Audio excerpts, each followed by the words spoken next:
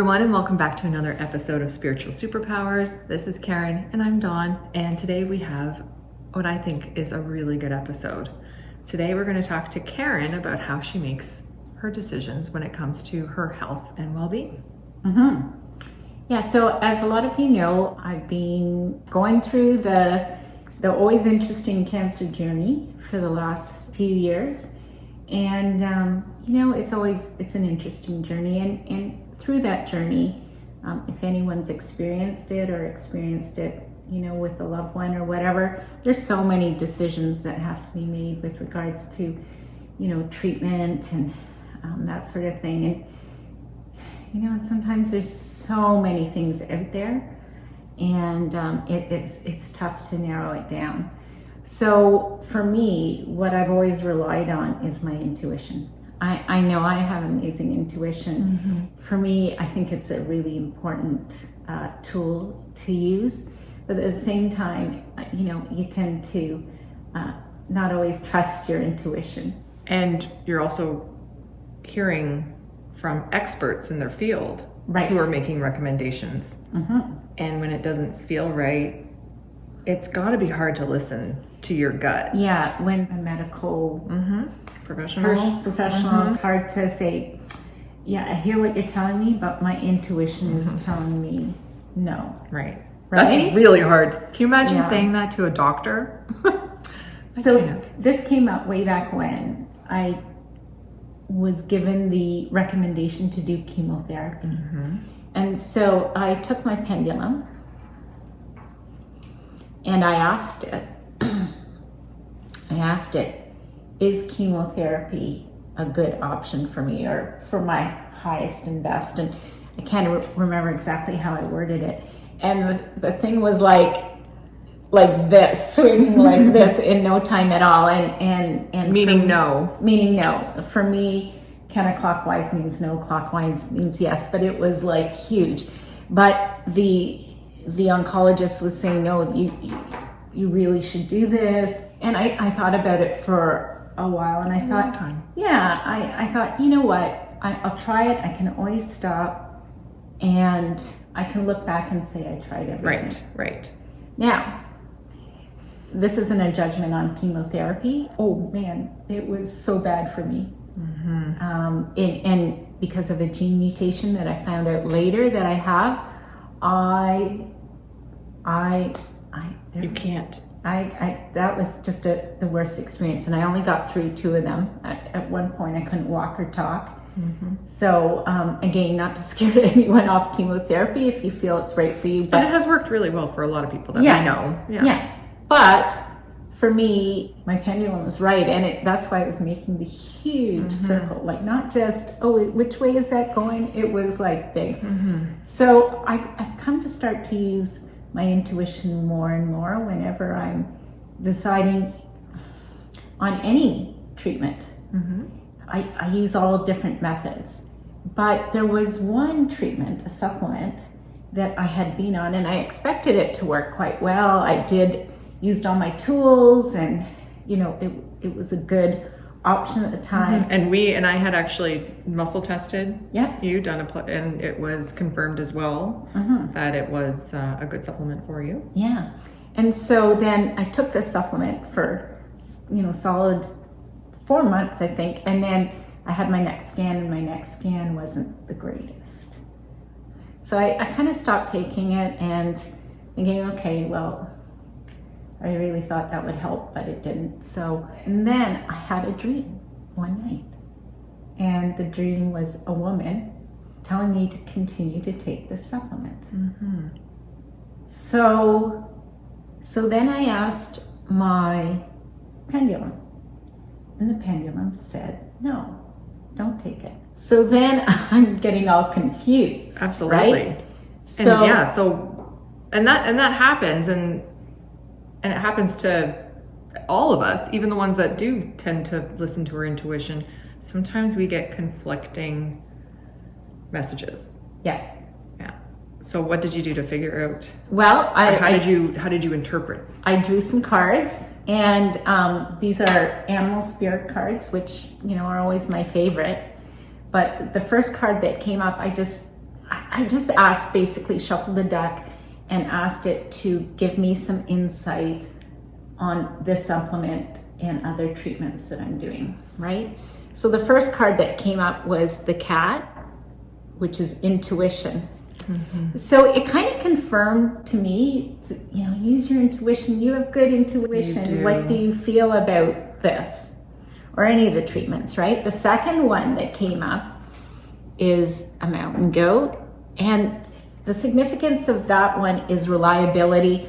But if you read the description, it's a lot about balance. And I'm working so hard to release negative toxins from my body because I do have a buildup of toxins. I'm working so hard to release negative thoughts and negative energies from my body. And I feel like that's the balance element from the goat. And then the third one was sea otter.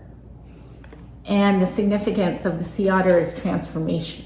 So then I sat with these cards for about a week and really thought about them a lot. And I just felt that I was on the right track. So I took out my pendulum again because I was still confused about the supplement. Because the pendulum said no and the dream said yes. Right. And I'm thinking, well, which is right? So anyway, so last week after waiting 2 weeks, I took out my pendulum again. And should I be back on the supplement? And big, yes, like big.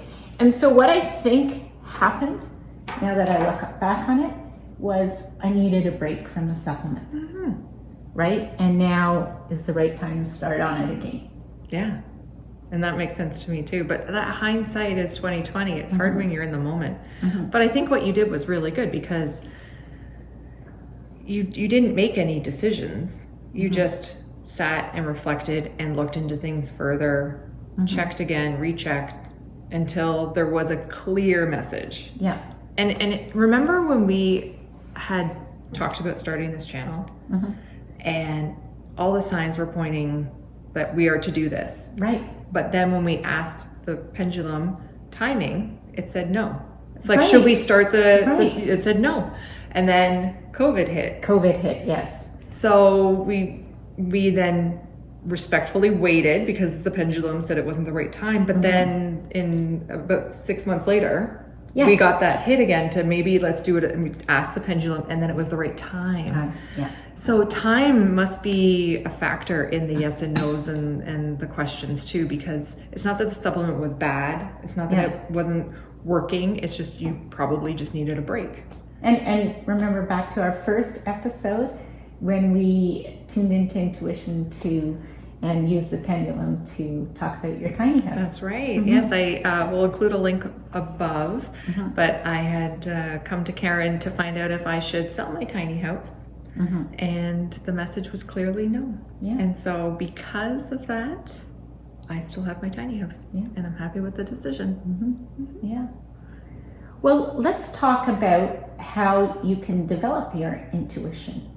That sounds And good. this is for all of you listening. If you feel you have good intuition, you maybe don't need to do this. For those of you that feel like you need some help with your intuition, we've got a couple little games that you can follow along with. Yeah.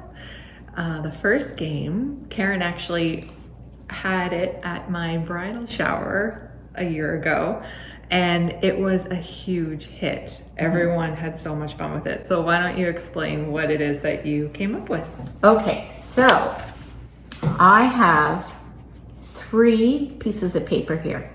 So there's a blue triangle with the number 3. There's a gold circle with the number 1.